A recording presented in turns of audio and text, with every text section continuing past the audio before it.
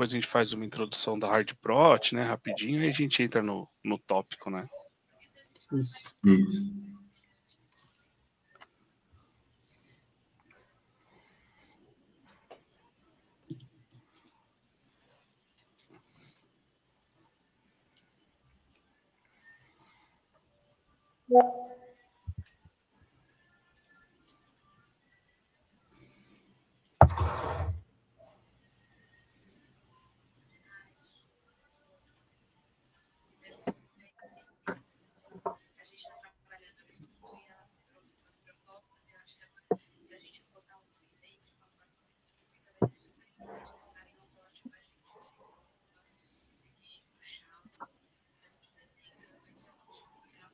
Bom dia, pessoal. Bom dia, André. Bom dia, Fernando. Bom dia, Igor. Bom dia a todos que estão online. Meu nome é Érico Voltolini. Eu sou executivo de negócios da Kigo, da unidade de Cybersecurity. Eu sou um homem branco, cabelos loiros, barba um pouco mal feita, mas está aqui. Estou usando uma tipóia, que eu estou com uma lesão no meu ombro esquerdo, de um acidente de moto. E estou junto com meus amigos aqui da HardProt, que é o André e o Fernando. Aí, André, pode fazer essa apresentação. Legal, obrigado, Érico. Bom dia a todos. Eu sou o André Mafessoni, sou responsável comercial aqui pela HardProt, né? Atuo no mercado de segurança já há bastante tempo, TI, então acho que eu nem sei contar quantos anos já, né? E espero trazer um assunto que seja relevante aí para todos. Olá, bom dia, um prazer estar aqui. Meu nome é Fernando Amauri Pereira, né? Sou branco também, tenho cabelo curtinho, óculos, né?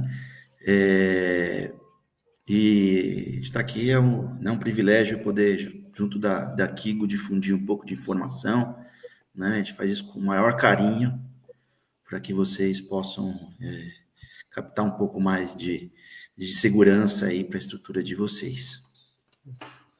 Obrigado, André. Obrigado, Fernando. Em nome da Kigo, eu agradeço a HardProt por essa apresentação, pelo tempo de vocês.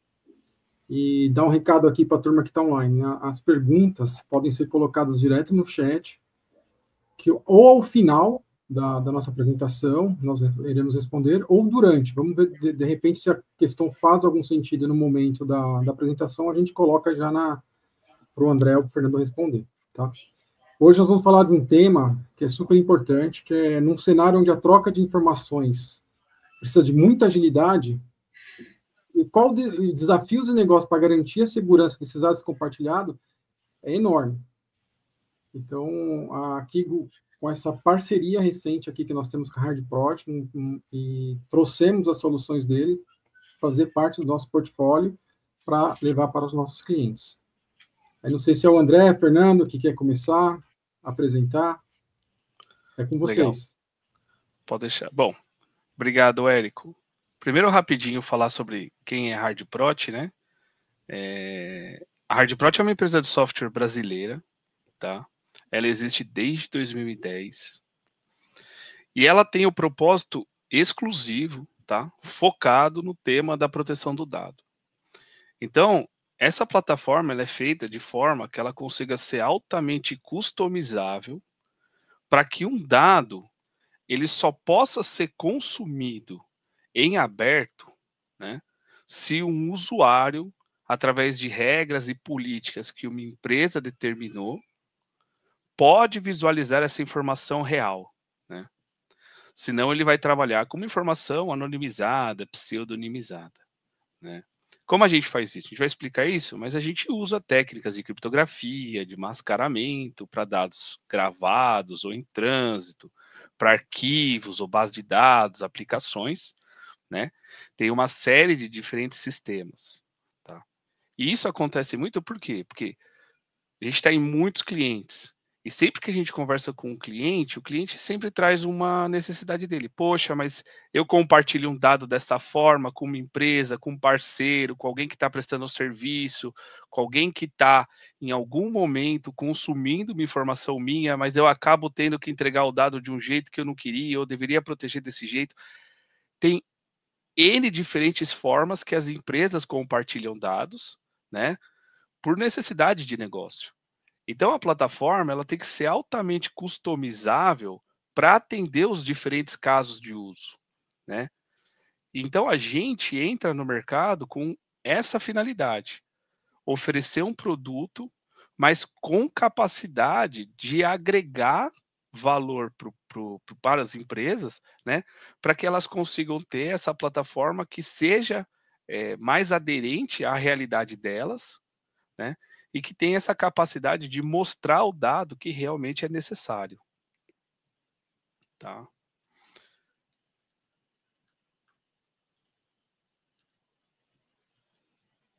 E por que que isso acontece, né? Como a gente falou, e até legal que recentemente teve uma CTO de uma empresa importante, né, relevante no nosso mercado, que ela diz que toda a estratégia de negócio da empresa é baseada em dados, né, em estudo de dados, em análise de dados, né? Isso foi essa semana saiu em todos os jornais.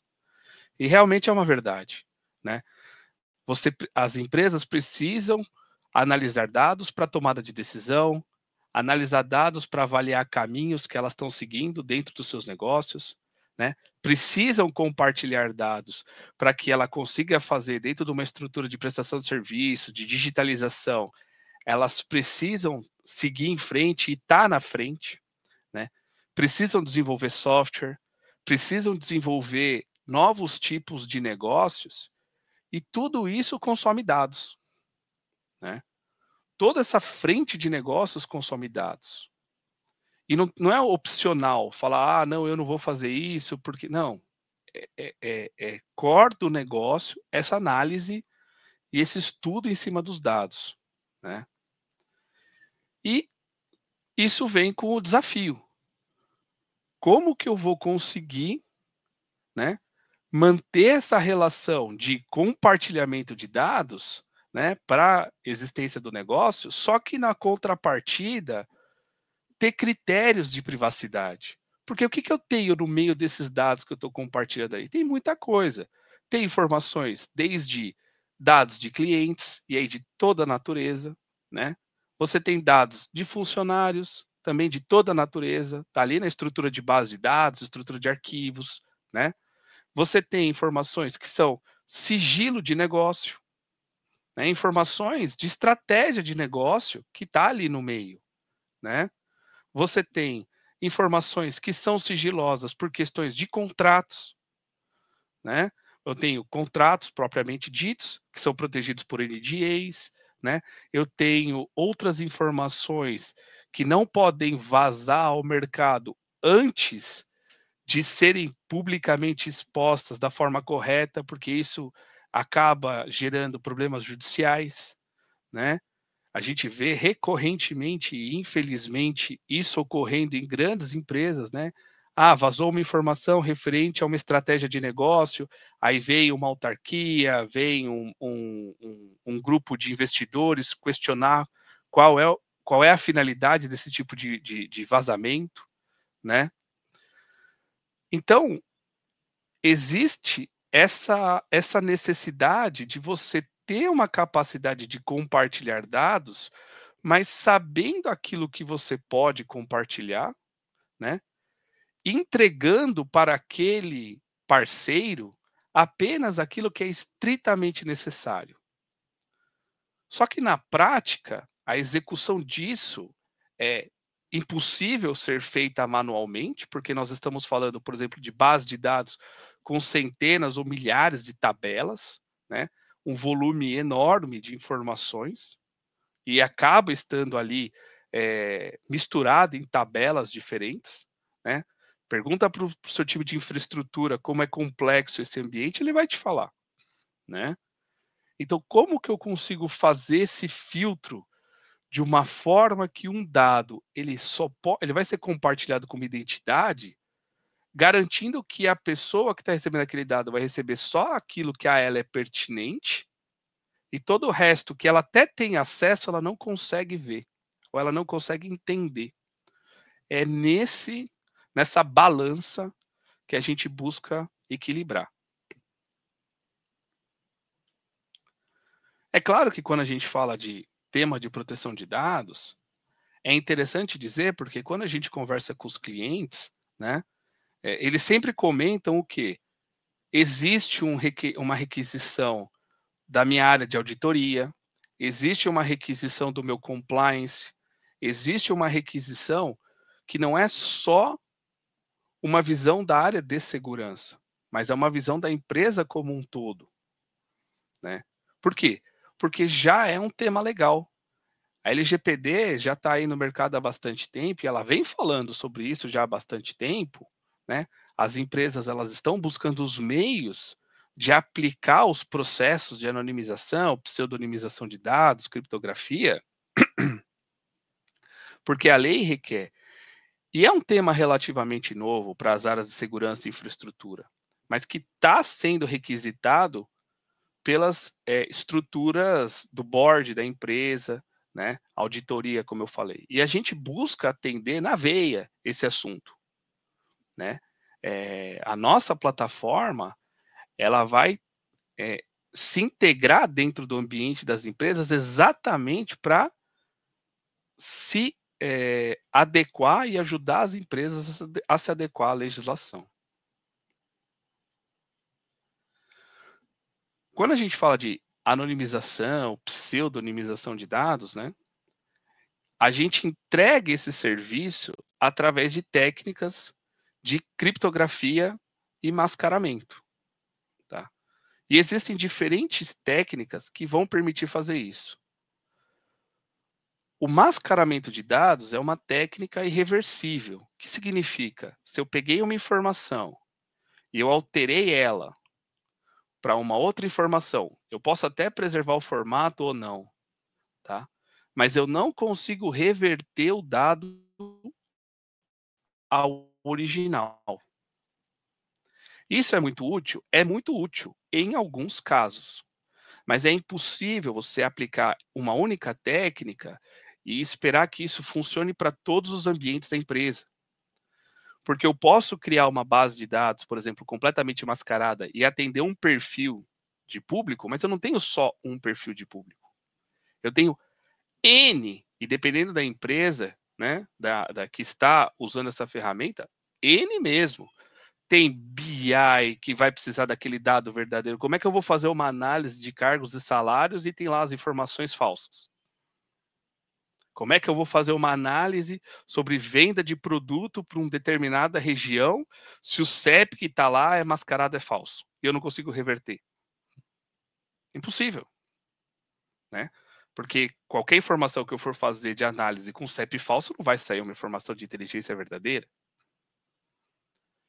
Então, tem situações onde eu preciso utilizar, por exemplo, uma técnica que me permite reverter o dado como completo ou parcial. Quero fazer uma análise baseada em vendas por região, só que eu só preciso dos 3 últimos números do CEP verdadeiro. A gente é capaz de entregar só aqueles 3 últimos números do CEP verdadeiro. Eu quero fazer uma análise de vendas por idade de cliente, mas eu não preciso saber o dia, mês e ano que a pessoa nasceu. Quero saber só o ano. Eu entrego aquela informação verdadeira. Eu posso usar a criptografia também para fazer com que a forma como o dado vai se apresentar para o cliente seja a mais customizável possível, porque eu preciso atender aquela área de negócio. Então, por isso que eu falei lá no começo, que a nossa plataforma ela é altamente customizável e ela é capaz de desenvolver e ser cada vez mais robusta ao ponto de que a gente consiga, com uma plataforma, atender o máximo de casos possíveis. Eu tenho um sistema que faz descagem é uma URA que faz descagem para clientes, né, para vender serviços, oferecer serviços. Essa URA não pode trabalhar com telefone falso, como é que ela vai discar para o cliente? Mas eu preciso garantir que nenhuma pessoa consiga ver aquela informação. Só o sistema pode ver aquela informação verdadeira para fazer essa descagem. A gente consegue fazer isso. Então veja que usar mais técnicas permite a você flexibilidade para atender o negócio. E por isso que um projeto de proteção de dados, ele não é só vender uma ferramenta, né? Infelizmente, a gente tem ainda muito esse contexto de que eu vou comprar uma ferramenta miraculosa que vai resolver todos os meus problemas, né? Mas não é assim. A gente precisa entender qual é o caso de uso. Nós precisamos entender quem são as pessoas que vão receber um dado, qual é o propósito, assim como a empresa também precisa. Contratei essa consultoria para fazer uma análise de cargos e salários. O que esse cara vai ver? Que dados ele vai receber? O que ele vai fazer com isso? As empresas querem saber disso. Isso precisa ser contemplado dentro da plataforma, para que a plataforma reflita a apresentação do dado de acordo com as políticas que a empresa quer. Então é montado um projeto. Nós vendemos projetos, né? Não ferramentas. Onde a gente vai entender que aplicação é essa, que sistema é esse, quem são essas pessoas, por onde ela vem, como ela chega, que dado ela vai ver, como que ela quer ver esse dado. Uma vez que isso é feito, aí sim a gente consegue colocar a ferramenta, que é o Professional Service, que vai aplicar essas políticas. Que vai literalmente dizer, você, desenvolvedor, como que você precisa receber esse dado? Assim, assim, assim, assim. É assim que essa estrutura vai ser mantida. Tenho aqui pastas de arquivos, de informações que são relevantes ao meu negócio, que são informações sigilosas. Como que eu vou proteger essa pasta? Vou autorizar que terceiros com credenciais de administradores possam chegar nessa pasta? Não. Que tipo de pessoa que pode manipular esses arquivos? Ler, mover, copiar, escrever, apagar, né?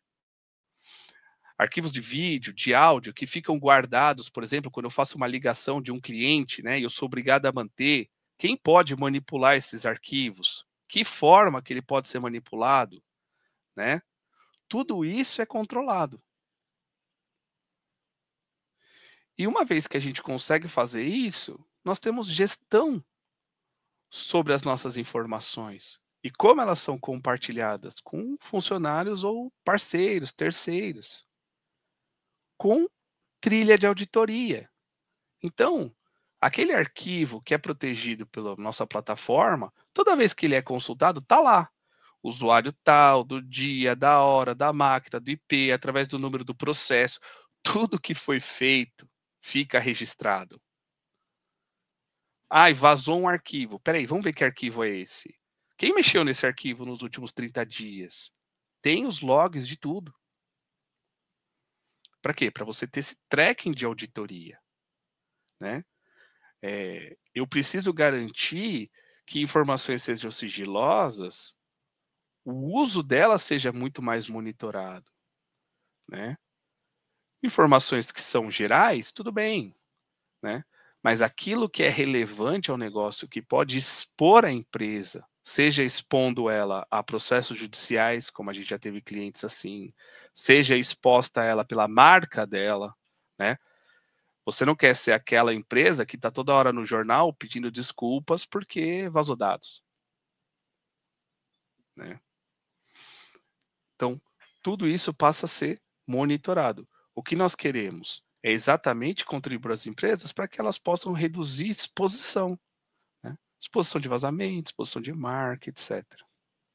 Tá? Então, a gente protege e audita. Ok? E como a gente faz tudo isso, né? Como a gente coloca isso na prática? Tá? Então, quando a HardProt foi pensar esse processo, na hora de criar o produto, foi pensado uma série de coisas né? Porque a gente escuta muito do cliente assim, ah, eu não sei se eu tenho maturidade para isso, né? Não sei se estou pronto.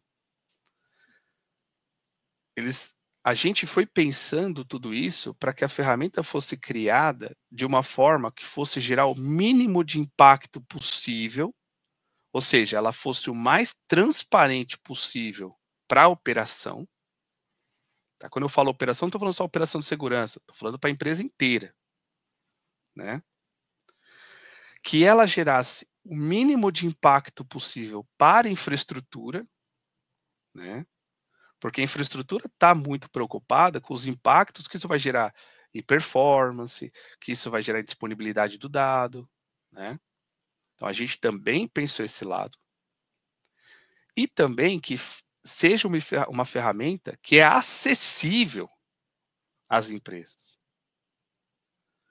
Porque nós entendemos que algo que é extremamente custoso, quando você coloca numa balança entre custo e risco, se esse custo é extremamente alto, a empresa ela vai ter que optar por correr um risco do que ter a remediação. E a gente entende, é um exercício natural que nós como empresa também fazemos o tempo todo para tudo. Né? Então, a HardProt ela foi enxergando tudo isso e falou, temos uma oportunidade de negócio aqui, de oferecer para as empresas algo que é relevante, algo que é transparente para a operação, que não vai gerar tamanho impacto para a infraestrutura, né? A gente é os amigos da infraestrutura e que vai ser viável, né, economicamente. Como a gente faz isso? A nossa plataforma é feita de sistemas, né, componentes que vão se espalhar pela infraestrutura do cliente. Vai estar lá instalada nos servidores de arquivos, né? Vai estar instalada lá nos servidores de aplicação, espalhadas pelos servidores de aplicação, né? E vai estar instalado nos processos de transposição de dados entre bases de dados. Ou seja, eu não sou uma base de dados nova que vai pegar a informação da base A e vai jogar para a base B. Não. Eu sou um sistema que está instalado, conectado nas duas pontas e falando, olha, eu consigo coletar o dado daqui, da minha base de origem, no ambiente de produção, e eu vou transportar essa informação para uma base de destino, desenvolvimento, homologação, BI, QA, eu vou fazer com que esse dado fique armazenado na base de destino com a política de proteção que a empresa definiu. Não é só vou sair mascarando tudo. Não. Como que esse dado precisa estar armazenado ali? Né? Eu preciso que um CPF aqui na origem se torne um CPF verdadeiro no destino? Eu vou colocar. Não preciso? Como que quer que seja? Né? Ô, André, Pois não. pergunta rapidinho. Essa integração com a aplicação, ela é feita como? Tem que desenvolver software? Como? Você pode dar Não. um exemplo? Sim. Essa conexão ela é totalmente transparente. A gente tem as nossas APIs, né? Onde a gente vai conectar as aplicações, conectar as bases de dados, de forma que o dado, ele no trânsito entre o ponto A para o ponto B, ele é aplicado à política de segurança. Tá. E Então, se esse dado for uma imagem? Vamos supor que esse dado é uma foto que eu tirei do meu RG que está circulando, mandei lá para o sistema transferiu ele para a base de dados e guardou lá como uma imagem. Eu consigo fazer algum tipo de mascaramento numa imagem? Consegue. A gente consegue ler uma imagem, tá? Identificar nela, e aí isso é customizável também, que tipo de informação nela que a nossa ferramenta tem que procurar e ela pode borrar essa informação na imagem. Tá. Então, na hora que essa imagem ela é apresentada, ela está borrada. Só que tem um detalhe. A gente faz isso, só que preservando o arquivo original. Isso é muito importante, principalmente para quem tem uma obrigatoriedade de manutenção do arquivo original. A gente não pode alterar o arquivo original. Então, o que é feito é o quê? Gera-se um espelho dessa imagem, que essa pessoa que está acessando vai visualizar lá borrado, mas a informação original está cifrada de forma que ele não consegue pegar. Então, ele borra em trânsito. Isso. Aí ele vai gerar um arquivo lá, Ah. protegido, que é o arquivo que a pessoa consegue manipular. Legal. Entendeu? Porque existem muitas empresas, instituições públicas, por exemplo, que não pode fazer nenhum tipo de rasura ou alteração de documentos oficiais. Isso é proibido por lei. Então a gente também não pode, né? Tá? Então, assim, existem N cenários aqui quando a gente fala. Eu tenho o cenário 1. Eu quero que meus dados estejam protegidos numa base de dados em repouso. Tem um componentezinho que faz isso. Pega a informação do ponto A, coloca no ponto B. Eu quero que a minha informação seja protegida no momento que uma aplicação está acessando a informação gravada. Então, eu tenho uma aplicação, seja ela de mercado, seja desenvolvida pelo cliente, uma informação legado, não importa. Como que aquela informação vai aparecer na aplicação? Né? A gente controla isso. E totalmente transparente para o usuário. O usuário consultou, aquela informação é verdadeira ou não, se ele teve permissão de ver. E quando eu falo verdadeiro ou não, a política, como eu falei, de apresentação do dado que é altamente customizável, você pode falar, quero preservar caracteres, não quero preservar caracteres, eu quero que seja número, eu quero que preserve o formato, eu quero que troque tudo para asterisco, põe tudo zero. A gente tem N exemplos, né? Tenho lá meus funcionários do RH e o pessoal que é terceirizado. Eu não quero que os terceiros vejam o campo salário. Poxa, mas eles acessam pela mesma aplicação dos funcionários, estão consultando as mesmas tabelas, como que a informação vai aparecer diferente? A gente faz no trânsito a informação para aquela pessoa aparecer lá, 0000. Pode ser qualquer coisa, mas estou colocando aqui. Porque o perfil dele determina que o dado apareça para ele daquele jeito. Né? Informações financeiras, né? Informações de clientes, né? As empresas têm de tudo, tem número de cartão de crédito, tem número de telefone, tudo que você precisa tem, né? Então, como é que eu faço para que aquilo só apareça se uma pessoa ali ela tem uso para aquela informação? Né? Eu sempre brinco. Por que raios o operador do caixa do banco precisa saber o endereço que eu moro? Que diferença faz para o trabalho dele saber se eu não faço mais alteração de endereço no caixa? Para que ele precisa saber? Ou o endereço da empresa que eu trabalho? Ele não precisa. Mas é custoso eu ir lá e tirar aquele campo ali. Então eu entrego uma informação cifrada. Talvez a pessoa do lado dele ali, que tem acesso à mesma aplicação, precisa daquele dado. Então eu não vou mexer naquele campo. Eu mexo em como a informação aparece. Tem um ponto relevante também aí, André, que é assim, a gente está falando muito de proteção para desabilitar o acesso, né, do indivíduo àquele dado numa aplicação que já existe, etc. Mas também essa ferramenta, ela abre uma possibilidade das empresas expandirem, né, o acesso ao dado, de fato. Porque hoje, muitas vezes, esses dados ficam restritivos dentro da empresa por conta da sensibilidade deles. E aí, com a nossa ferramenta, você acaba abrindo possibilidades, né? Agora eu posso compartilhar com o time de BI os cargos e salários aqui, porque informações de RH, porque agora eles podem trabalhar sem ver as informações dos colegas, etc. Né? Ou informações de faturamento de cliente. Então, existe uma viés muito forte do habilitar, né, da capacidade de habilitar, né, o uso do dado. Não pensar, vou só desabilitar, tá, porque eu quero restringir. Não, na verdade, a gente tem casos de uso de empresas, até que, né, empresas de logísticas, empresas, né, que não necessariamente são bancos, nada disso, né? Que no fundo eles têm no BI, é todo na nuvem, eles têm que extrair os dados dos ERPs que eles têm internamente, com nomes de pessoas, endereços, etc., né? E acaba habilitando, né, esse fluxo de dados que vai residir na nuvem, né? E aí esse dado fica todinho na nuvem, lá nos processamentos de BI que ele tem no Power BI, etc., no Databricks, todo ele cifrado, com preservação de formato, sem estragar as estruturas, e aí só lá diretoria ou uma aplicação que consegue abrir o dado para poder executar o trabalho, né? Então existe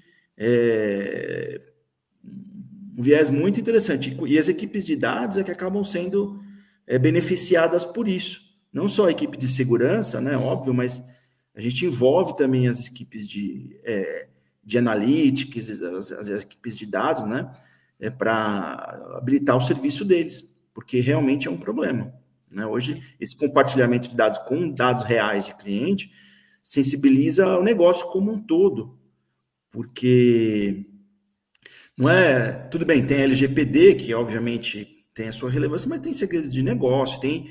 Né? Quantos clientes não vazam aí dados para um terceiro para poder usar para X casos de uso, né? Para fraude, para o cara roubar cliente, enfim, tem uma série de aplicações aí que a gente consegue trilhar, né? Perfeito, e é isso mesmo, como a gente falou lá, né, de habilitar o negócio e ser customizável, exatamente esse é o ponto. Quando você aplica políticas de privacidade, é o oposto, você não é um dificultor dos processos de análise. Pelo contrário, você facilita, porque além de você conseguir agora entregar dados de forma que você antes não conseguiria por questões de compliance, ou seja, pelo risco, hoje você tem meios de fazer isso de forma muito mais inteligente, né? E a fraude que você comentou, perfeito, porque a gente tem visto nos jornais, né? Casos de venda de informações, né? Casos de vendas para fraudes, ou seja, cada vez mais vai ficar cada vez mais restrito, né? Esse compartilhamento, se você não tiver os meios de fazê-lo de forma segura, né? E então isso é o que a gente está propondo. E a nossa plataforma ela é muito simples de ser integrada na infraestrutura e nos ambientes, exatamente com esse propósito, né? Quem quer receber o dado? Que tipo de dado que você quer compartilhar? Como que você quer fazer? Onde esses dados vão estar? Como que ele vai ser recebido? Quando fazemos essa análise do todo, a gente consegue entregar um projeto que realmente faz sentido para o cliente, que não é só uma ferramenta que eu coloquei aqui para atender um ponto. Não, né? A gente busca fazer mais. E faz controles, né? E até possibilidade de ajustar dados, a gente já implementou na ferramenta. Clientes que pedem como a gente faz essa interceptação entre o dado e a aplicação, né? Entre as fontes de dados e a aplicação, né? A gente consegue fazer manipulação dessas informações. Alguns clientes já até pediram, dá para corrigir isso. Tem um monte de, né? A gente acaba até formatando, né? Algumas informações, né? Tem clientes que, meu telefone está meio assim, dá para ajustar o dado? Dá. A gente até implementou recursos assim. Então, na verdade, o que a gente propõe aqui, né, quando já falou isso, é resolver uma problemática de compartilhamento de dados. Como a gente faz esse... Então, a gente tem essa capacidade de fazer integrações, a gente tem integrações com ferramentas ClickOak, coisas que aparecem no mercado, que a gente vai integrando na nossa ferramenta para atender a demanda do cliente. A gente não vende um produto fechado, a gente vende uma solução. Qual o problema que a gente quer resolver do cliente? Eu não posso mais compartilhar esses dados de forma indiscriminada, em claro. Eu consiga, de uma forma bem estabelecida e documentada dentro da empresa, ter um processo para compartilhar dados. Porque se hoje eu compartilho um dado em claro, ele pode se replicar ali dentro de forma descontrolada. Então, a gente provê esse habilitamento, a gente habilita a empresa a ter esse recurso, né, para poder compartilhar de forma minimamente segura, né, sem ter... E aí, o que precisa para fazer as integrações, a gente está, né, óbvio, né, a gente tem essa capacidade, para atender o objetivo, não ficar parado, né? É uma solução que não resolve o problema de fato. Exato. E que custa caro, né? Custa caro e resolve um pedaço. Exato. Inclusive, capacidades que a gente tem de desenvolver funcionalidades, né? Como o software é desenvolvido aqui, né? Desenvolver funcionalidades a requisitos do cliente, claro que tem que ter a ver com o tema da proteção do dado, né? Não vai pedir para a gente passar a desenvolver software para dirigir caminhão, Exatamente. mas tendo dentro desse escopo, a gente consegue criar funcionalidade. A gente já fez isso para outros clientes, que é relevante para o negócio dele, né? Esse é o nosso DNA, né? Esse é o grande diferencial do nosso negócio, né? Porque os clientes, como o Fernando falou, não são iguais. Mesmo dentro do mesmo setor, são diferentes, né? Porque tem peculiaridades deles são diferentes, ou simplesmente porque é um cliente que está muito mais à frente do negócio e ele está sendo ali um ponta de lança e ele precisa que a empresa também toda esteja na frente. O compartilhamento de dados é chave, né? É chave. Quando a gente fala também da parte de arquivos, é extremamente importante e relevante, por quê? Porque dentro de arquivos você também tem N informações que são importantes e que são sigilosas, né?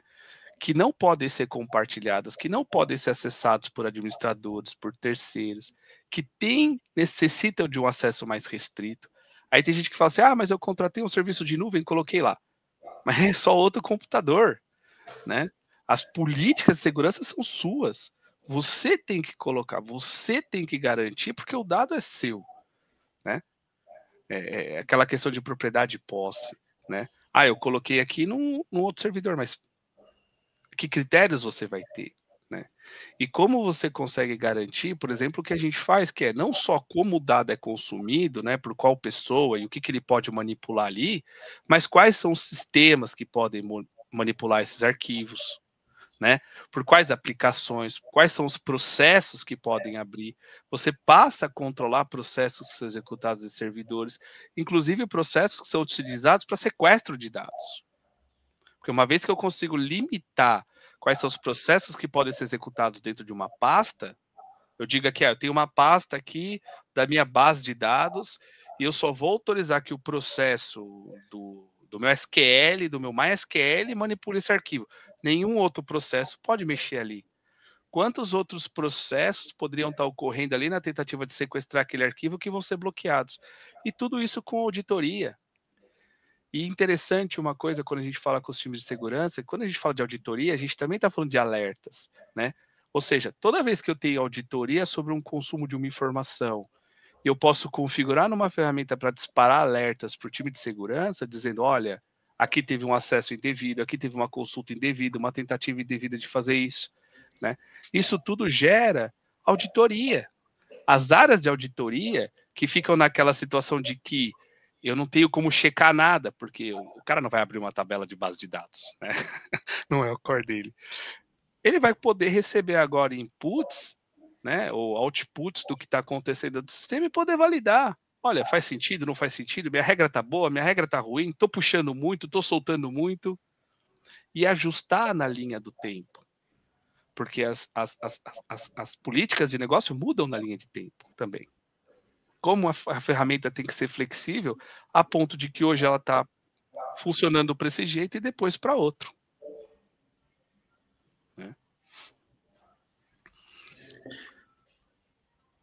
E toda a linha de auditoria sobre isso, né? Depois o histórico que você tem, né? Todos esses acessos passam a ser totalmente monitorados e cria-se um histórico sobre isso, né? Então, numa eventual necessidade, você tem a documentação, tem tudo que você precisa para, né, demonstrar suas atividades de proteção sobre o dado. Isso é importante. Não ter nada é um problema, né? E a gente, isso traz essa capacidade também aí. Recebi um processo judicial, né, sobre um vazamento. Como eu vou me proteger? Você não tem nada. Você não tem nada, você não sabe como é que foi feito esse acesso. Quem foi que mexeu aí, né? Não, agora você tem. Recebi um questionamento de um órgão regulador, né? Isso acontece o tempo todo. Para todos os setores regulados. Como eu resolvo? Como é que eu vou demonstrar que eu fiz o certo, que eu estava protegido, né? Porque o cara só vai acreditar em São Tomé, né? Só acredita vendo. O que você vai me mostrar para você provar que você fez, né?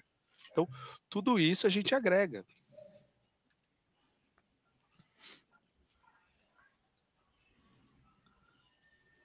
Aqui a gente tem um exemplo simples, tá? Para demonstrar o que é um antes e depois num processo de proteção de dados. Aqui utilizando políticas genéricas, tá? Puramente demonstrativas. Eu tenho aqui um campo full name dentro de uma tabela MySQL. Eu tenho o número do PAN e eu tenho um e-mail. Eu gerei aqui uma sopa de letras que é indecifrável. Ninguém que mexer aqui vai saber o que é. Eu gerei um número de PAN seguindo o padrão, as características, preservando ali os 2 primeiros caracteres, né? Mas não utilizando o verdadeiro. E um e-mail, fiz uma sopa de letrinhas, só que preservando a arrobazinha aqui com o formato de e-mail. Ou seja, eu coloquei aqui 3 características de apresentação do dado. Para mostrar aqui a título puramente de exemplo, né? A ferramenta poderia fazer diversas outras maneiras. Mas para mostrar, olha, essa solução precisa que o número lá do PAN seja um número dentro do formato. Está aqui.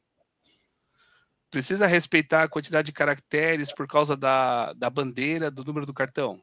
Consigo. Precisa ser gerado e-mail, mas tem que ser completamente genérico. Preciso gerar uma coisa que não faça sentido nenhum. Tudo é amplamente customizável. Tá? E quando a gente fala de um projeto, né, como a gente falou, a gente tem que ter uma estratégia. Tem que ser algo factível, né, para as empresas, onde a gente consiga seguir um fluxo de tarefas para que uma tecnologia possa ser muito bem aplicada. Não se transforme num pesadelo. Quantas vezes a gente já não viu histórias? Eu comprei uma ferramenta, essa ferramenta se tornou um pesadelo aqui dentro. E eu não consigo nem mais justificar a implantação dela. Contratei uma ferramenta que afetou outras áreas que agora exigem que eu a retire da minha infraestrutura, né? E que está gerando realmente um problema. A gente já pegou clientes que falaram, olha, comprei isso e agora não está mais funcionando.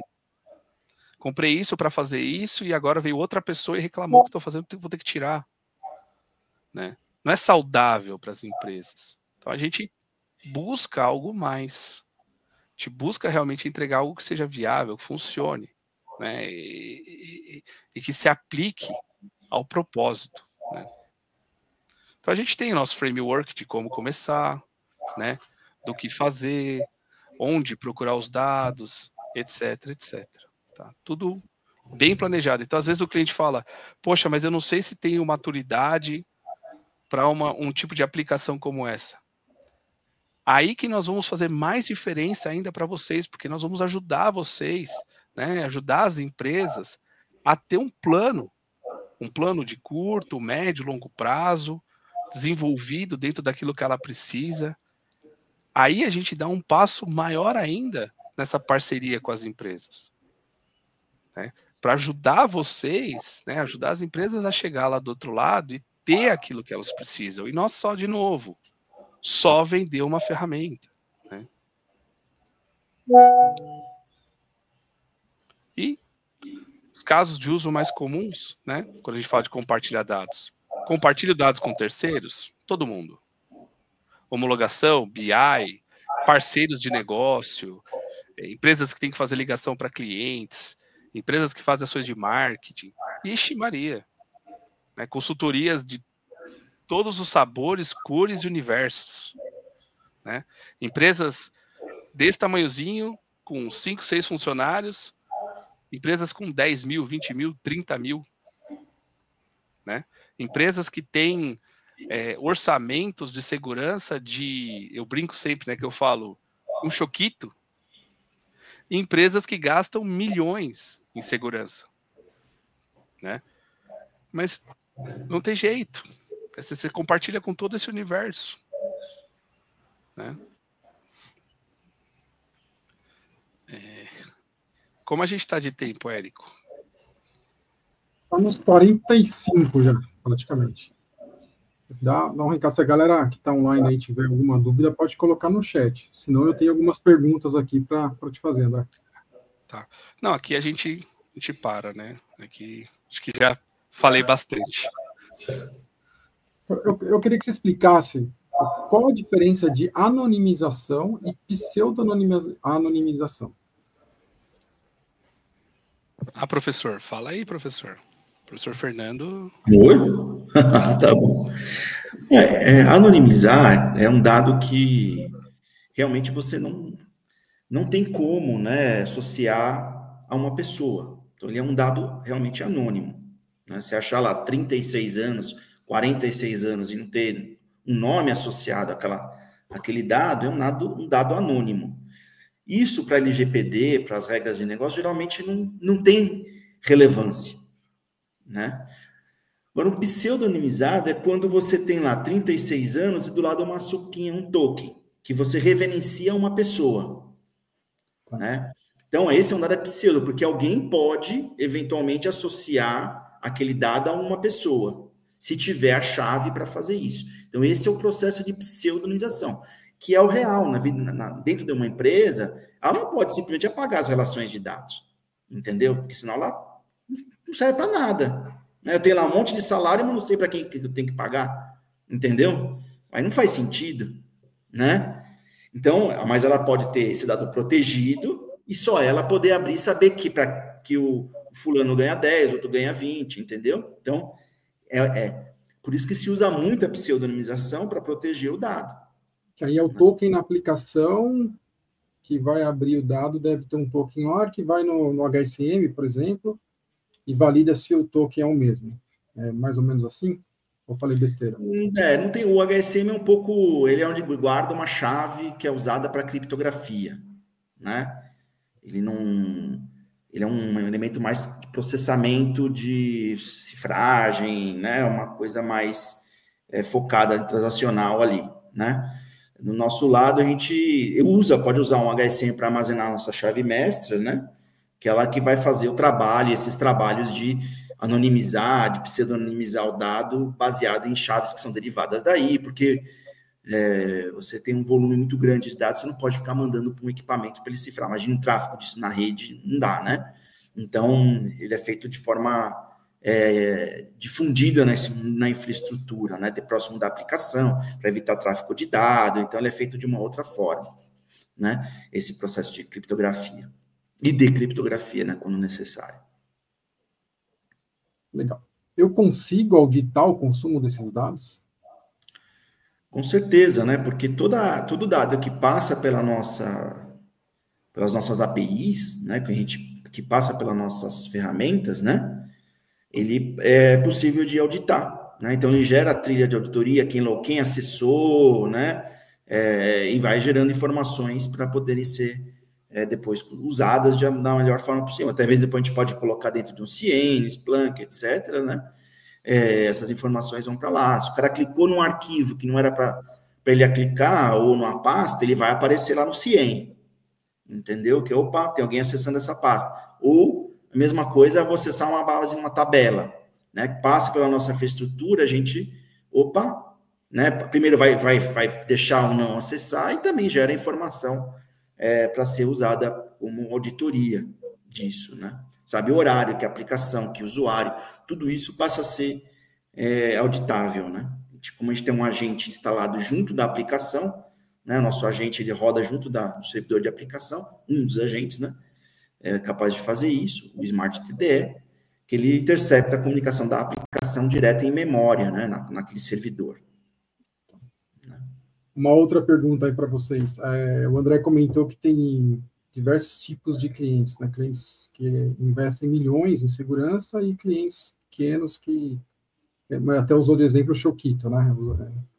E eu consigo fazer essa integração com sistemas legados, porque se você pegar uma empresa às vezes menor, Tem lá sistemas de anos rodando lá que, sabe lá Deus, ninguém nem consegue mexer mais naquilo. É possível integrar com isso? Além do sistema, a base de dados antigas também, aplicações, sistema, o cara tem um XP da vida lá rodando, sei lá. É possível integrar, fazer alguma mágica nisso? Eu vou fazer até um acréscimo na sua pergunta. Não é empresa pequena, que geralmente é empresa grande que tem esses problemas também. Porque a empresa pequena até consegue dar uma mudada no software mais rápido. Tem empresa grande, gigantesca, que usa no software VB4, hein, um negócio de 30 anos atrás. Está rodando lá e não tem como mexer. E é core do negócio, hein? Então, sim, né? Justamente é esse componente que a gente coloca, né, para interceptar a comunicação entre a aplicação e a base de dados, que ele é transparente. Então, porque a gente sabe que os impactos de mexer na aplicação para chamar uma API, para cifrar, decifrar, etc., isso é extremamente custoso, tem uma amarração da aplicação com o vendor que é muito complexa, né? Depois você não consegue sair, então isso a gente resolve, né? A gente não usa uma API no meio do caminho que ela é transparente para a aplicação. A aplicação não sabe que está acontecendo aquilo, né? Mas a gente está atuando aí por trás, né? Todas as cenas aí. Até porque se o usuário quisesse mexer na aplicação para fazer tudo isso, né? Ele acabaria, de uma certa forma, até amarrado na gente, porque depois como é que ele vai tirar de novo, né? Daqui a 5 anos ele quer sair, como é que ele vai fazer de novo? Né? O investimento é altíssimo, ele fica preso, e os clientes precisam ter o acoplamento e o desacoplamento de forma simples, né? Tá. Uma outra dúvida que eu tenho é se é possível manter a consistência desse dado e os resultados criptografados, mesmo para bases de dados diferentes. Exatamente, sim. Os dados, por exemplo, um CPF, numa tabela que está no Oracle, se for cifrada, usada, a mesma chave criptográfica, os mesmos componentes, se ela for também lá no SQL Server, ela vai estar com o mesmo valor. Então, os joins, toda aquela relação de dados você não perde, entendeu? Isso é extremamente importante, porque a gente tem casos, né, de soluções, né, fabricantes de base de dados, que ele não consegue fazer isso, ele gera um número aleatório lá e não consegue fazer, né, esse cruzamento, não consegue manter uma estrutura de dados compatível. Então, a gente gera um CPF, se é um CPF, a nossa cifragem gera um CPF de resposta. Embora não seja um CPF daquela pessoa, um CPF qualquer, mas é um CPF, né? É um CEP, né? E aí eu consigo fazer a correlação de dados sem perda, né, dos joins, nada disso, né? Então a gente consegue fazer com que o dado seja sempre igual. E olha como isso é importante, Érico. Isso é muito importante, porque a gente vê empresas que vêm conversar com a gente e falam assim, poxa, eu gastei caro numa tecnologia para fazer esse processo, agora eu estou tendo que fazer um redesenvolvimento, porque não está funcionando, pelas questões de perda de consistência do dado, ou eu estou tendo que fazer um workaround manual, né, para preservar, ou pior, eu estou entregando este dado em aberto, porque não está funcionando, né? E aí você pagou caro, muito mais caro do que ele pagaria pela gente, e não está funcionando, né? Deixa eu ver como nós estamos de tempo aqui, tem mais uns 5 minutinhos. Falando de pastas, eu consigo controlar os processos executados dentro dessas pastas? Sim, na verdade, quando a gente faz a proteção do sistema... serviços, né? Como que... quando a gente faz o controle, né, do sistema de arquivos, a gente pode controlar tanto o usuário que está acessando, que pode não abrir o dado. Então, o dado ele fica residindo cifrado no disco, né? Se alguém roubar o disco, olhar o disco, né, via qualquer ferramenta, né, vai ver o dado lá totalmente cifrado e indecifrável, né? Aí a gente tem um filtro, né, um driver que é instalado no sistema operacional que faz esse controle, né, esse excesso, se pode ou não acessar sobre o que já existe no sistema operacional. Então, esse filtro a gente pode controlar o usuário, a gente pode controlar a aplicação, a máquina, né? Então a gente pode fazer uma amarração, inclusive entre esses 3 elementos, né? Só pode abrir esse dado nessa máquina, com esse usuário e com essa aplicação. entendeu? Então, a gente consegue fazer esse nível de filtro, né, do acesso aos dados. Então, isso pode ser aplicado a X casos de uso, até mesmo de compartilhamento para do RH lá, né, que a gente é mais comum, como até mesmo proteger informações que já existem em arquivos de configuração, por exemplo, arquivos de base de dados. Então, eu tenho lá, quero proteger minha pasta de dados dos meus arquivos do SQL Server, por exemplo. Porque se um administrador for lá acessar a pasta e copiar o arquivo, ele roda aquilo em qualquer máquina do mundo. Entendeu? Ele não tem. Então, a gente pode restringir se alguém tentar acessar aquele arquivo, dispara um alarme e não consegue acessar o arquivo. Entendeu? E olha então, o problema real que a gente consegue solucionar nisso, né? Venda de credenciais. Sequestro de dados, né? Sequestro de dados. Não, mas tá tendo isso aí no jornal, né? De vendas de credenciais, empréstimo de credenciais, porque, eu pego aqui meu login sem e loga lá. Quem nunca ouviu história sobre isso? Mas não existe isso, André. Então, assim, aí você já não vai conseguir mais. Porque E está amarrada a mais detalhes. E muitas empresas têm dados sensíveis em arquivos de configuração, chaves de string de conexão de base, arquivo .ini com informação sigilosa, com chaves de criptografia. Então, você pode proteger toda aquela pasta e falar, só essa aplicação acessa esses arquivos. Aí você tem um controle muito mais robusto, né?